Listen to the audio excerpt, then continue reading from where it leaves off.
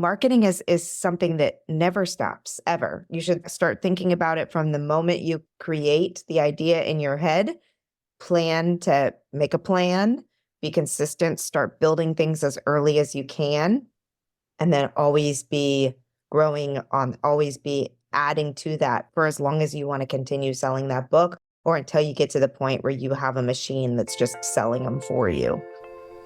Welcome to the Fiction Writing Made Easy podcast. My name is Savannah Gilbo, and I'm here to help you write a story that works. I want to prove to you that writing a novel doesn't have to be overwhelming. So each week, I'll bring you a brand new episode with simple, actionable, and step-by-step strategies that you can implement in your writing right away. So whether you're brand new to writing or more of a seasoned author looking to improve your craft, this podcast is for you. So pick up a pen and let's get started. In today's episode, I'm sharing a conversation I had with Alexa Bigwarfe about marketing. Alexa Bigwarfe is a USA Today best-selling author, publisher, and founder and CEO of Write, Publish, Sell, a company dedicated to helping authors professionally self-publish and market their books. She is also the founder and host of the Women in Publishing Summit, a conference and community dedicated to empowering and educating authors and professionals in the publishing industry. And today she's here to chat with me about marketing. Specifically, we talk about things like how to overcome the fear of marketing if this is something that doesn't come naturally to you, where to start with your marketing efforts, including how soon you should start thinking about it, and planning what to do in your marketing, and so much more. Alexa is a published author herself. She's written multiple nonfiction and fiction books, and she's going to share a behind-the-scenes look at her own marketing efforts, plus what she's learned over the years helping writers market their books. So this is a jam-packed episode, and I won't make you wait any longer. Let's dive right into my conversation with Alexa Bigwarfe. Hi, Alexa. Thank you so much for coming on Fiction Writing Made Easy. I'm so excited to have you here. Hello. Thank you so much for having me here. I'm so excited to be able to talk about fiction as finally a fiction author now. Yes, I love it. And we're going to get into what Alexa means by that shortly. But before we get there, I gave you an intro before the episode started, but in your own words, just quickly tell us who you are, what you do, and things like that. So I guess when you boil it down to who I am today, it's really as a coach, a connector, a trainer, someone who is very passionate. In fact, one of my clients said, you're kind of like the advocate or the person who's there making sure that authors are equipped with knowledge and training and community. And so through my own journey of publishing, I love being able to share resources and also remember how hard it was for me in the beginning and try to alleviate the stresses that authors have. I mean, writing a book is the easy part when it comes down to it with all the other things that have to happen. So yeah, which is so fun. So we're going to talk about that today. We're going to talk about how you went from nonfiction to fiction, how you have this amazing summit that happens once a year. We're going to talk about marketing in general and so many other things. But what you just said, I love because that's kind of the vibe I like to go for too, is like, we don't need to gatekeep knowledge. We don't need to have degrees to do some of this stuff, right? So if we could just kind of boil everything down to, let's say we're a writer who they're at the start of their career, maybe they're editing, maybe they're finished. All of them are going to have these fears come up about marketing, right? Because sometimes people are like, marketing feels skeezy. I don't like it. It feels overwhelming. Where would you start if you were any of these people? So the first and most important thing always is to remember that marketing is just about building relationships. I talk about this fear around marketing a lot, and I tell people, stop calling it marketing. Call it connecting with my potential readers, connecting with fans, connecting with people who love this genre just like I do. And the moment that you start thinking of yourself with your marketing more as one of them than any other way that you can think of yourself, it becomes a lot easier. And it's also really fun. If you love what you're writing and you love your genre and you're reading and talking about other books when you're in the, when you don't have your own book to talk about, like all of these things, just by being excited and being one of the readers can make it so much less intimidating. Yeah. And that's such a fun point because I work with a lot of writers who they're really into their fandoms or they're really into books and they're on all the apps and they're, even bookstagrammers and things like that. And they have no problem sharing and talking about other books. And they're so excited. And it's kind of like, I like to try to say just because it's your book doesn't mean it doesn't deserve that level of excitement, right? Like that's something to be so proud of. Uh, Yes. Well, we had this conversation yesterday in our membership program as well, because everybody, this is not, if you feel this fear, you are 100% not alone. It's more odd that people aren't afraid of marketing their own stuff. But I reminded people, I said, think about anybody that you follow, anyone that you're interested in learning more about. You're not put off by them talking about their books.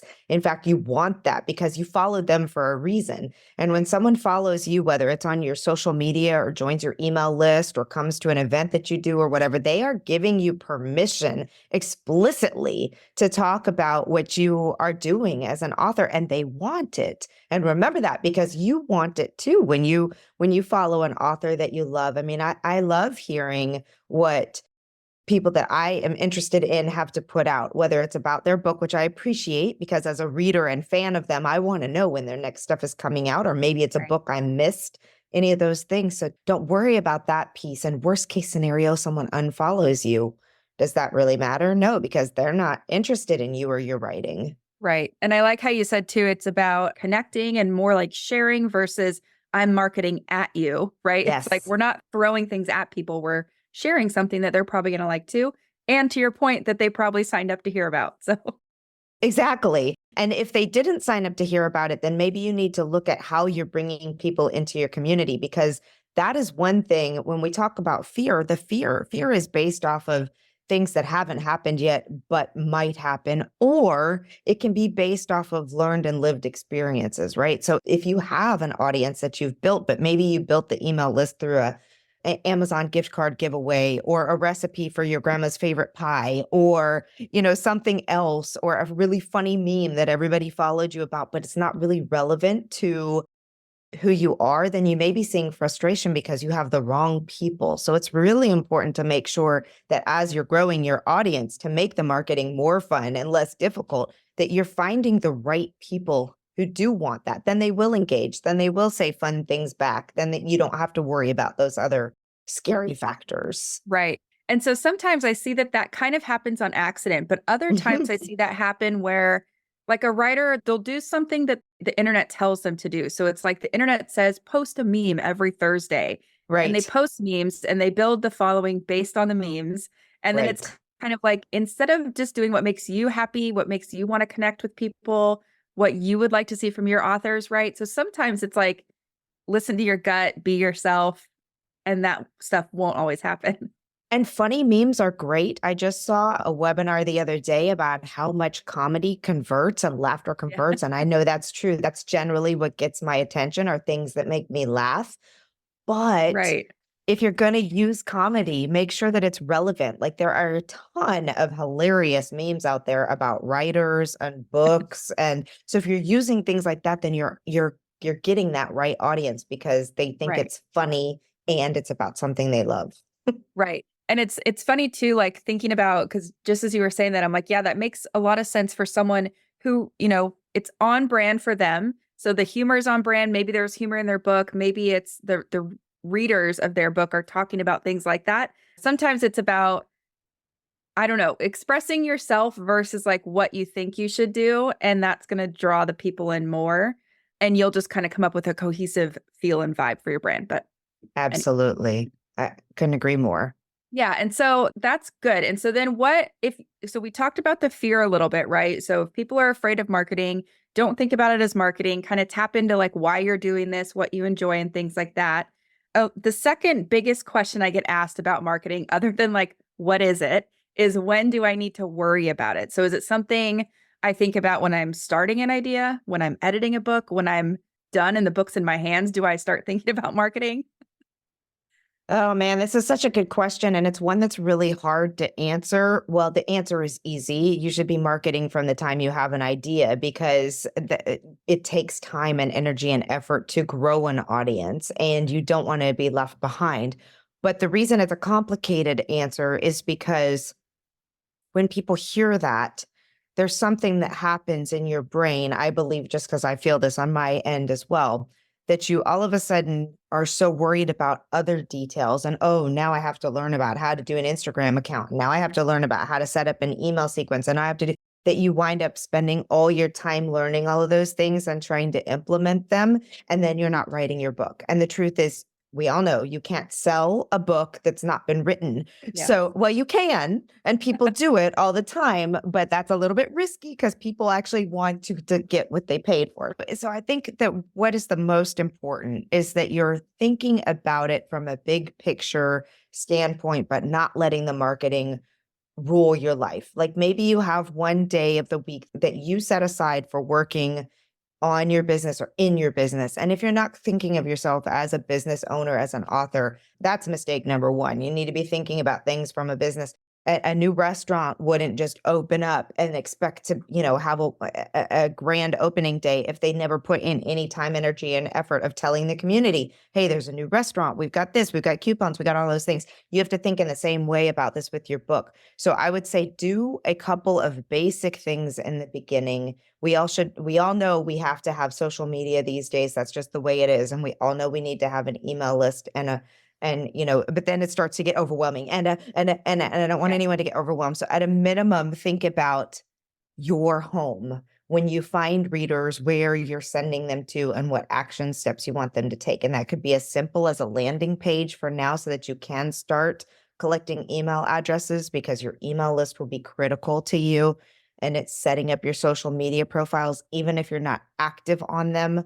Claim the ones that we know are going to be the biggest for you right now, which generally speaking for fiction authors is definitely Instagram and could incorporate Book Talk or TikTok and YouTube and probably not LinkedIn so much, but some of those big video, Facebook, if you're in my generation and older, and even even millennials are still like millennials and up spend a lot of time there. So if that's your crew, just establish those things so that you're not worried about them later. And then as you're getting out there and talking about your book, people have a place to find you and to become part of your community. So if that's as much as you do, just think, okay, I'm going to set up these accounts. I'm going to make them available so I have a place to send people when I'm talking about my book. And I might post something once a month, but at least there's something on my feed if somebody comes to follow. And then you build that in later as you go. And if you're doing this thing, I know this is a long-winded answer right here, but if you're doing what we're talking about, which is building relationships and building readers, then you will naturally be posting things on your social media because you'll be, hey, I know y'all all love thrillers. Did you see this new thriller book? Or everybody's talking about this book. Have you read it yet? Those engage with exactly the right people, assuming you write thrillers. Don't do that if you write rom-com. But, so you can start just very naturally having conversations with people about your genre, about the type of the book, and posting fun things along the way. Yeah. And I think don't discount behind the scenes too, because how many of us like seeing behind the scenes of someone else's process, even if it's messy or like, they don't have all the answers yet, it's still fun because if you have writers in your audience, it's going to make them feel like they're not alone, Right. And things like that. I always say people are more interesting than you guys give yourself credit for. It's so true. I mean, because often, like, if you have say you write historical fiction, you're probably traveling, you're probably doing things. My book is set in Paris. So I am really keyed in on people who are interested in Paris as readers. So I'm not focused necessarily 100% on the rom-com audience, although that is a big audience that I want to make sure that I'm in there. But I know that people who love Paris will also love my books. So thinking about things of that nature also helps. Yeah, which is so fun. And it's kind of like you said in the very beginning, it's just sharing, right? So it's not like in these initial stages, you need to worry about marketing to or marketing at people. It's just sharing and saying, if you want to find me, if you want to connect, here's where I am. An email list is huge. If I had to pick one, it's email list, but then it's like, how are you getting the people on your email list? Yes. That's where social and stuff comes in. But so speaking of your book, because you have written 14 nonfiction books. Yes. And now you're kind of in this world of fiction. What was that like?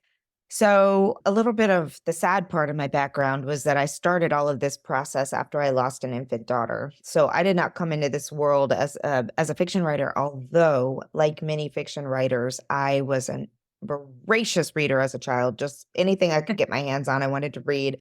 loved books, always had a dream of maybe being an author. But then my career took me into Homeland Security and intelligence and the military and all those things. So a little bit of a different track. But Detour.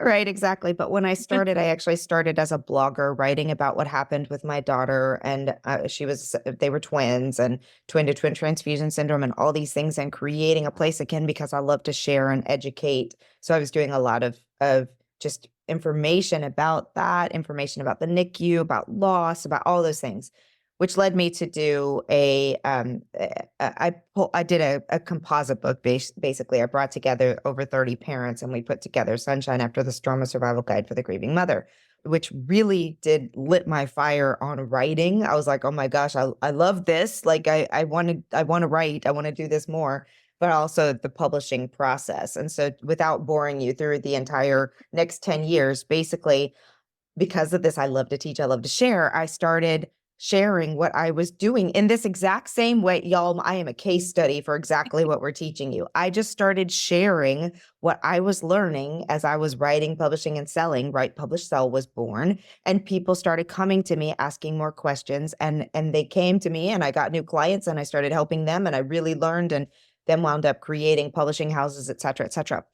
As that grew and we started doing the training courses, which turned into the Women in Publishing Summit eventually, which we'll talk about in a minute, I started getting fiction authors. Originally, all my clients were either grief and loss or moms who were building businesses and were writing books to grow their business, or entrepreneurs, business books, all those kinds of things. And then the fiction authors started coming. And I was like, oh my gosh, this is so different, like so different trying to think about marketing a fiction book than it is when you're sharing your innate knowledge on something. But two, I really started getting the bug. I was like, I'm helping these people finish their books, publish their books, have these wonderful launch parties, do all this fun marketing. And I'm like, I want to do that. Yeah. So, so I knew I'd been writing all throughout this time. Like I've been working on a historical fiction book for years. And eventually during COVID, I went back to a story that was a really fun time in my life. So it really happened. I was living and working in Paris in 1999. And on New Year's Eve, my friends and I threw a party, and one of my girlfriend's cousin came, and he and I like totally hit it off. We had this magical New Year's Eve. We went to watch the fireworks into a nightclub, and then we spent the whole night walking around Paris. And so I took that story because COVID was such a dark time. I couldn't do the World War II research. I was like, I need something light. Right. And makes me laugh. But also I was going through a divorce. And so I was trying to keep myself upbeat. And I was watching all these rom-com movies and I was reading all these books and they were just making me laugh. And I was like, this is what I want to feel right now. Yeah. So I wrote that story. I took a fun time in my life and I created a fiction book out of that, 4 Days in Paris. I wrote it under a pen name, Lexi Haddock, which is also something that if you are a primarily nonfiction author and moving into fiction, I strongly encourage you to do, because what a weird blend of marketing that would be, trying to market books on grief and loss and inspiration and transformation and healing and entrepreneurship. Oh, plus rom-coms. It doesn't work. So Right. That's awesome. What a background you have, especially the military stuff. I didn't know about that. That's so interesting. And one thing, like I heard through all of that, is you're passionate about all the things you write about. So, you know, there's a lot of us have things like that where we're passionate about, if it's animals, children, whatever, it could just be stories themselves. What would you say to people that, well, first of all, I guess, is that something that fuels you? Do you feel like being connected to that deeper motivation, that deeper layer, deeper level why fuels you? I'll let you answer that. Yes, most definitely. For a lot of reasons. In the fiction books, like in my nonfiction world, I talk a lot about writing to heal. It's how I started. It saved my life. That mission saved my life after going through one of the worst tragedies a parent can ever go through. So I talk a lot about the power of that, but also the power of our words and how much we impact other people. And just having seen that in the beginning, when I started writing a rom-com, I actually felt, and no offense to rom-com writers, because you'll see by the time I get to the end of this story what's happening here, but I felt silly. I was like, I have this desire to write these really big, deep, like life-changing fiction books where you come out the other end a different person, or you feel like you just lost your best friend when the book ends. And I was like, and I'm writing this silly love at first sight, adventure thing that happens in Paris. Like, how far from reality are you? And then I had to remind myself what those books did for me and how writing fiction through a hard time or a hard area of life can still be as impactful, and if not more impactful. And it can be such a big process. And I was like, this isn't silly at all. Did I feel silly that I watched those movies to make myself better? No, I laughed. And laughter is the best thing that can ever happen to you, especially when you're sad or grieving or any of those things. So yes, I'm super passionate about it, and just that no story is a silly story, no Right. genre is a silly genre, because people have needs and our books fill whatever those needs are. So Yeah, and everybody's different too. So I am totally on the same wavelength as you there. And then what would you say to someone who, because I talk to writers a lot and they're like, I don't know if I have a deeper layer or deeper level why. I just want to write fiction.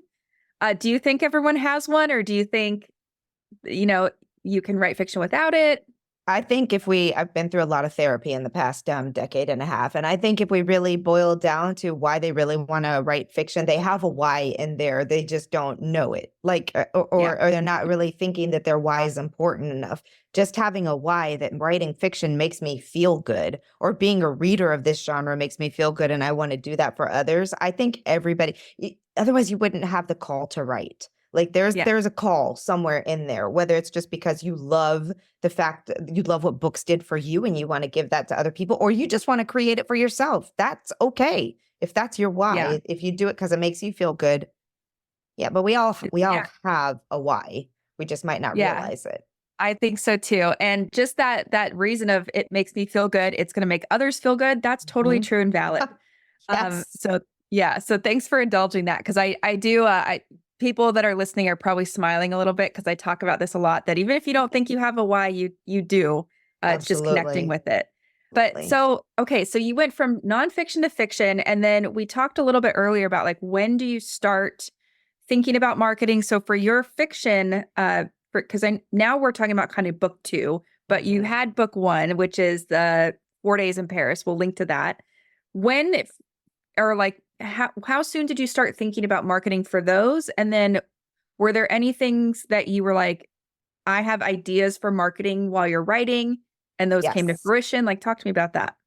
So I guess one of the best and things about what I do is that I'm surrounded by people all the time that are experts in this industry. I'm interviewing people on marketing all the time. I'm working with authors, all the things.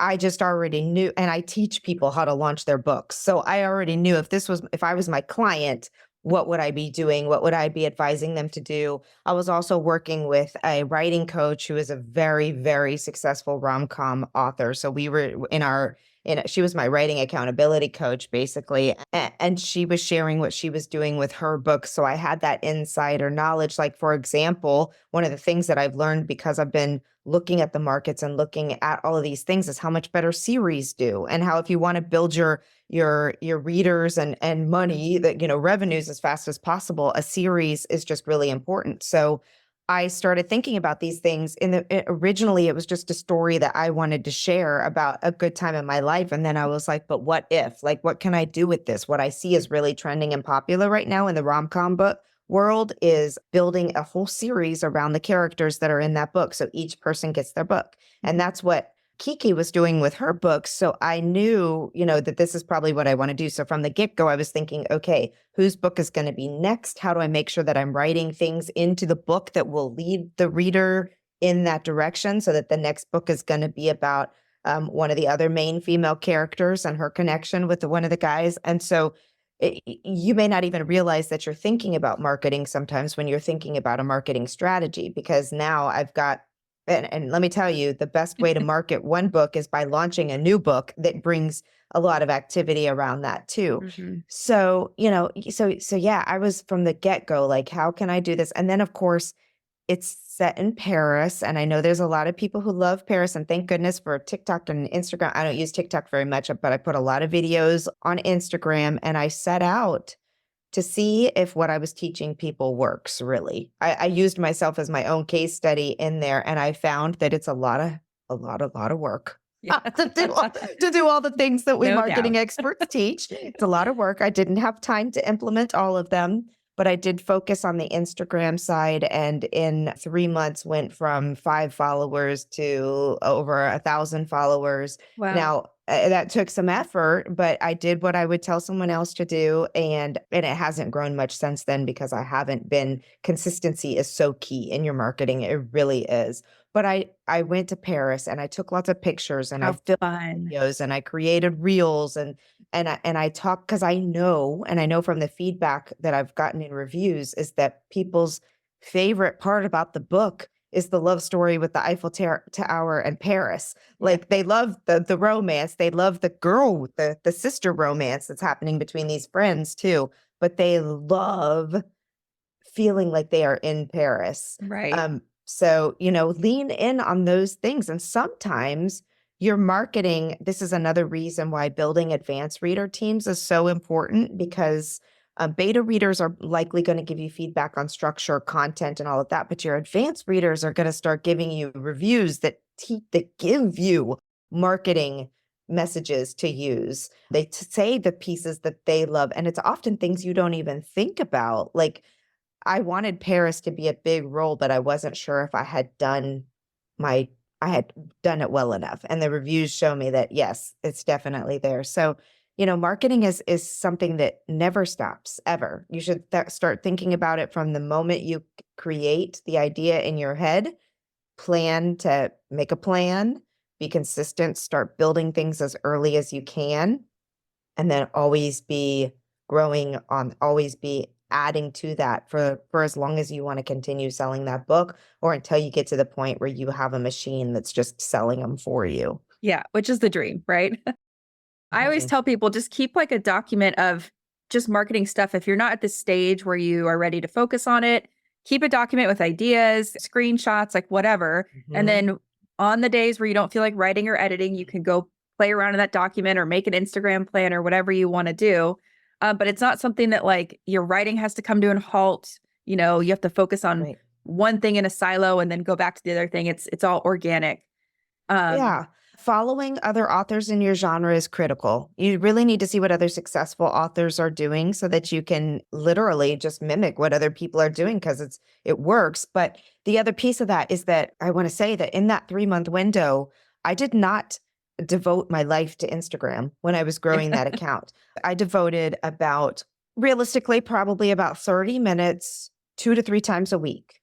So it wasn't like my life, but I was very strategic. I went, if in case anybody wants to know exactly what I did, I was not following authors. I follow authors. Like I just said, I follow the major authors who are in my genre and relevant to me, but I was engaging on their pages with their readers and following their readers. And then their readers followed me back. And guess what? They like those books. So they followed me. And then when I announced I was looking for ARC readers, I also participated in some Instagram tours with Love Book Tours, which I love, love, love Kelly Lacey and everything that she's doing. And that helped build a lot of momentum. And I did not participate in author follow loops. I participated in reader follow loops. I engaged as a reader. I also shared books that I loved in my feed. And of course, I leaned in hard on all things Paris. So it was very little marketing about my book. I mean, I would mention my book in it. I'd be like, this is the path that Julian and Callie took on their night or whatever." I would mention things, but I wasn't doing a lot of book marketing. I was doing a lot of reader engagement, if you yeah. will. With like kind of that indirect marketing. And I like what you said that it was like 30 minutes twice a week. So it had to be intentional and you're not wasting a Yes. bunch of time on there because that's how we eat up hours in our day, right? So, okay. So I love that you're giving so many good tips and advice, and we'll link to your Instagram and all that so people can see kind of how you did all that. But the other thing I'm hearing you talk about a lot is community and kind of sharing Yeah. within the community. I know earlier you mentioned that accountability factor from other people too. Do you want to talk about that a little bit? I do because you know what? It's nobody ever gets anywhere without other people. in this day and age. Like we just talked about the fact how important social media is. Well, that in itself, that you need other people. And you'll have the opportunity when you are newer at this game to form relationships if you're in the communities with the right people and growing with them. And I find that for the most part, in the publishing world, people are very generous in the indie publishing world and indie authors, indie publishers. Like it's a very generous community in terms of sharing resources and knowledge and helping each other out. So I like to talk about leveraging other people's audiences. And in the beginning, when you don't have an email list or you don't have a following, if you're making relationships with other authors who are in the same genre, they may be very willing to do a cross promotion or share different things, but they have to know you. If you just cold call somebody and be like, hey, you look like you're a successful rom-com author, will you share about my stuff?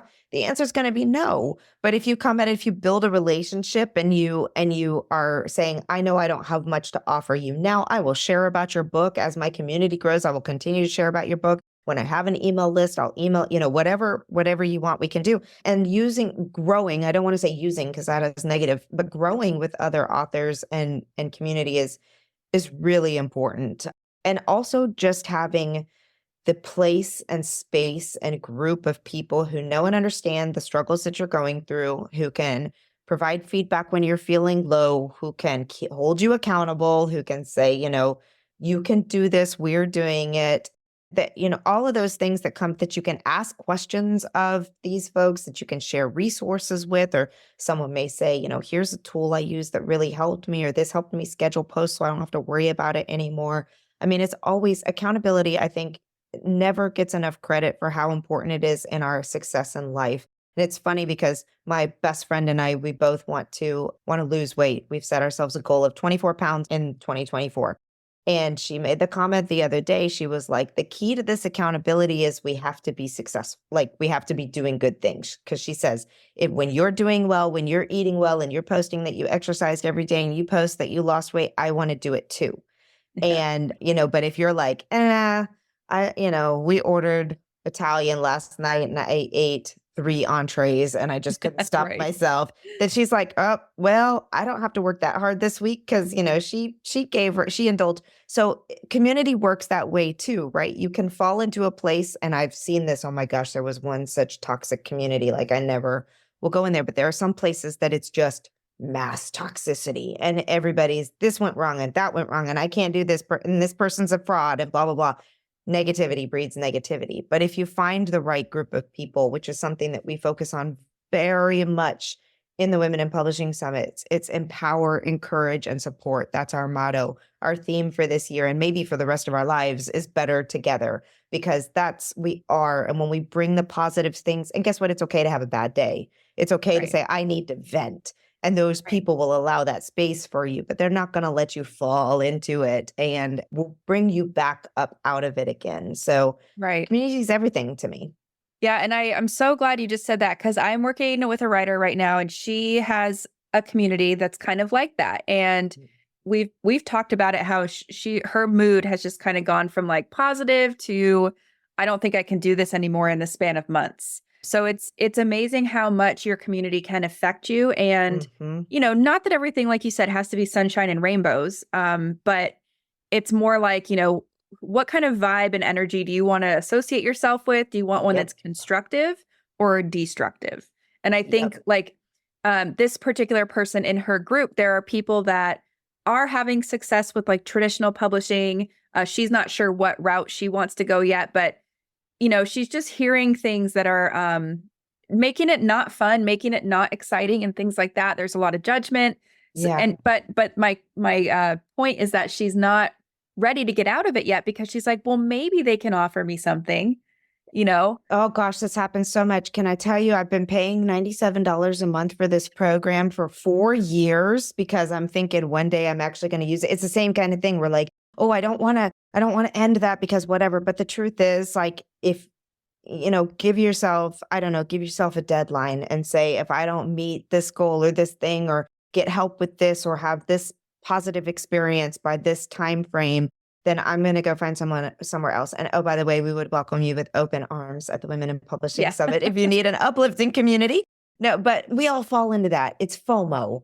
Right. It's nothing more than FOMO. We don't want to miss out on something, so we'll do bad things, but not bad things, but Yeah. we don't make the best decisions because we're, again, that word fear, when fear drives us. So I will tell them that there are so many great communities out there, and don't be afraid of. We went through this a lot with grief and loss, actually. When you go through a tremendous loss, you see who has your back and who doesn't. Who Mhm. really, and sometimes you have to make difficult decisions. And let me tell you, cutting some people out of my life was the best thing that ever happened to me, even though it hurt really Right. badly. And it's the same with writing too. At the end of the day, you have to make sure that you're putting you as number one and your goals. And if anything is happening around you that's stopping you from moving forward with writing or seeing success or feeling good about what you're doing, our mental health is so important when it comes to creativity. Right. We're already in a silo most of the time. So, like you said, get that good community and, don't make it harder than it needs to be. I also like how you Exactly. gave it for your example, a monetary value. You're like, I've been spending $97 a month for 4 years. Think about what that could be at the end of 4 years, I know. right? So, I know. I don't just, want to think about it. It's a lot of money. And well, now, as soon as we get done recording this, I'm going to go cancel that yeah, damn you're like mental subscription. note, cancel. But it's the same thing. It's just not like physical dollars, right? It's like, how much did that tax our mental health for all this Yes. time? Yes. But okay, so I want to talk about the Women in Publishing Summit because that's coming up next month, Hmm. right? So, what are the dates? Tell us a little bit about that. I'm going to link to everything, of course, but give us an overview. Okay, so March 6th through 9th, 2024 is when it runs live, but live, it's virtual, so you don't have to travel anywhere, which is amazing. And everything is recorded, and our attendees have access through the entire year so that we don't take away access until the end of the year. We also have a very active Facebook group with lots of fun and networking and connections and resources and help and all kinds of things happening.